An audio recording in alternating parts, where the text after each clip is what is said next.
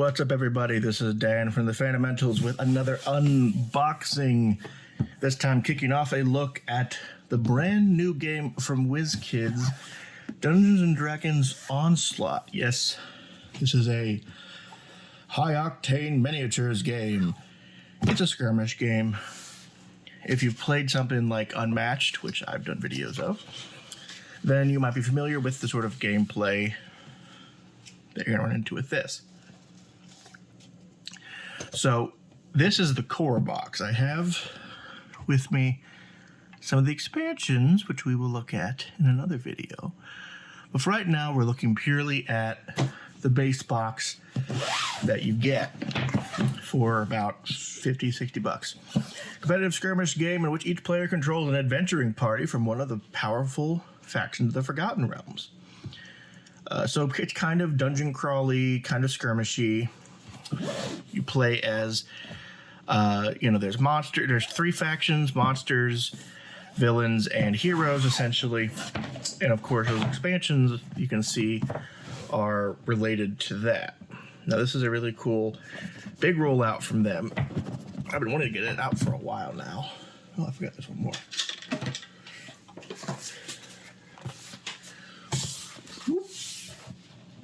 That's the Zhentarim. It's based in the Forgotten Realms, so it's all factions and characters from that specific area, though obviously I could see this expanding out further if wanted. So, oh, look at the shiny on the top. Is this a bag? Looks like a dice bag. What's the material? Looks like it could be some kind of plasticky shininess. Let's see. Oh, interesting. It's an envelope. Very shiny. Interesting. So this is an ad for Frameworks, which is a new thing Wizkids has been doing where you can get these minis, and rather than being the pre-painted regular ones, you can piece them together, and they're compatible. That's one cool thing about this, is that it is fairly customizable. So you could have your characters from D&D in this setting. So yeah, here's the rule book. Let me see, does it tell me what that is? Is that the token bag? That must be the token bag. Fascinating. It doesn't feel bag-like to me, but we'll see. We'll see. And then there's a scenario guide. So the scenarios are just how you set up the different things, class keep, prison break, loot recovery. It's just how you lay out everything. We've got, get out my trusty flaying knife. We will open this pit up. So here we have all the cardboard bits. I know we're here for the minis, but we got to look at the cardboard too. This is a completionist setting. So we got several tokens there. We can see we have character tokens, some portals, and then of course the board itself for the different things. And then we get into the nitty gritty. So these are the dials. So like with Unmatched and other skirmishing games, we have our... Now the nice thing is they do these for you. Usually you have to build these. But you can see we've got a cleric, similar to... previous title, the Warriors of Kryn. They're sort of generic, so you could, swap in your cleric here pretty easily. This one's a Mistral, and the dials are actually pretty extensive. There's Cure Wounds, Pass Without Trace, Invoke Duplicity.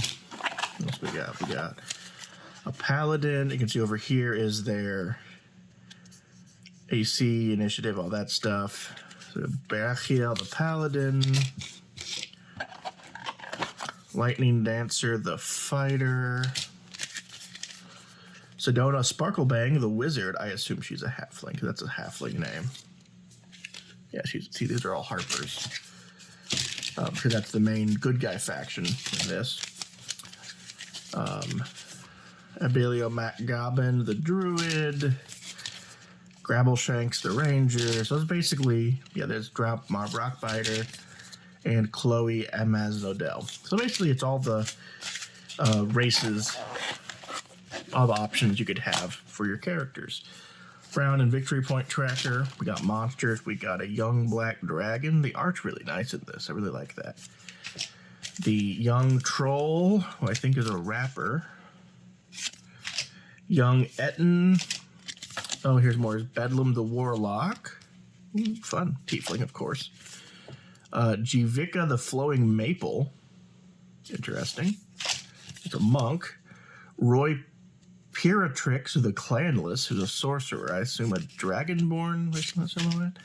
And La Salle d'Arthemier, a rogue, a French elf rogue. Interesting. So, we've got initiative cards and stuff. We've got some action cards, like here's Taunt. So let's look at some minis. So let's see. Are they labeled? Probably not. Oh, they are labeled. So this is our clanless friend. Oh, that's very nice. Like I said, Dragonborn. He looks very pissed off. So these are minis you could use in your D&D game too. And then here's the Maple. Her stick's a little bit wobbly, but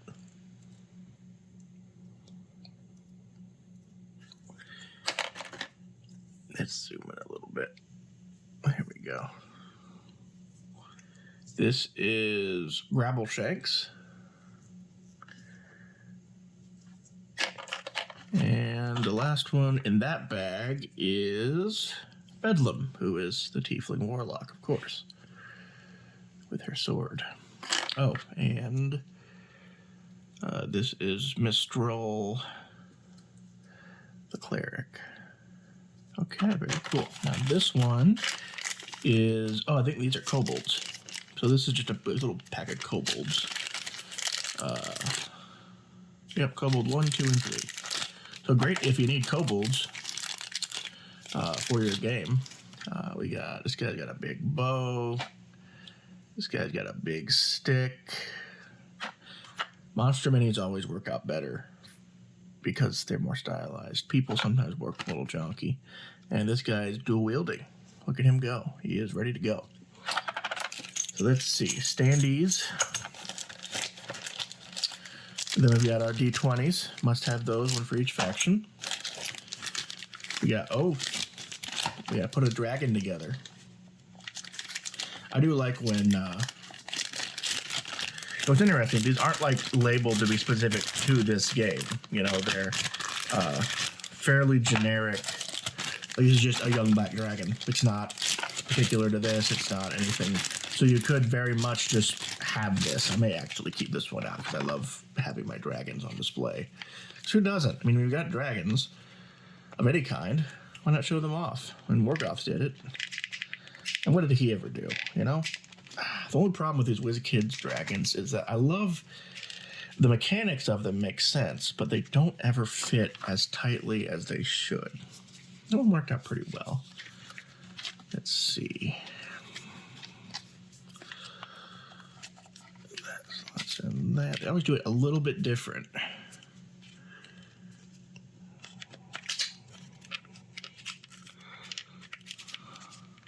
There we go, and then that goes from there. There. Big old boy. That's a nice little figure. That's a very nice figure, actually. Get the red eyes and everything. And then, we got some gnolls. Gotta have some gnolls. Well, these are really nice. The monsters, these are really good minis. Really detailed. Look at the shield on him. Gnoll 2. He's very cool. Very hogger.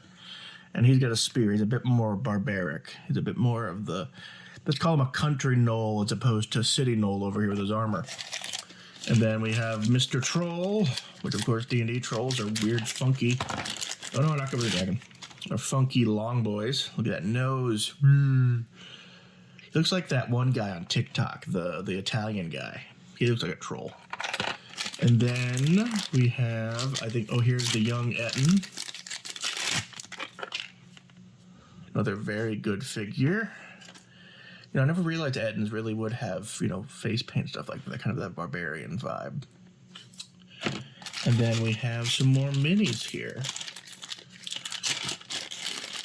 And these, I think, are these are the sort of Harpers, I think. Oh, wait, yep, because this is Abelio McGabbin, who's the druid. That's a very cool Goliath. Oh no. Someone's feet broke off. Who lost their feet? Oh no, it was... Oh, it should tell me.